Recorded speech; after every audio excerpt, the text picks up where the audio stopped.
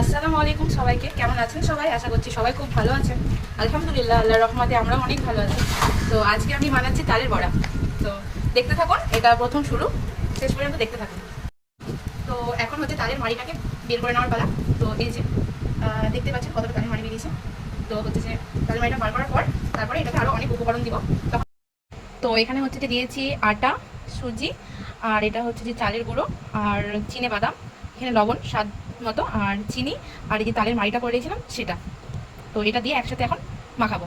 Finally আমাদের আটাটা মানে গোলার পর হচ্ছে যে এরকম একটা লুক হয়েছে। তো তারপরে এই তো আমি কড়াইয়ে তেল দিয়ে দিয়েছি, কয়েকটা দিয়েও দিয়েছি। তো এটা যখন পুরো গরম যেন না হয়, হালকা তেলটা গরম থাকবে, সেই সময় এরকমভাবে দিয়ে দিতে হবে। তো অল্প আছে, মিডিয়াম আছে। তো এই তো এটা হচ্ছে যে একটু উল্টে পাল্টে দিচ্ছি। তো এরপর ফাইনাল লুক যেটা হবে সেটা দেখাচ্ছি। তো এই তো হয়ে গেছে, এটা আমার হচ্ছে যে তালের বড়ার ফাইনাল লুক। তো এই তো তুলে নিচ্ছি।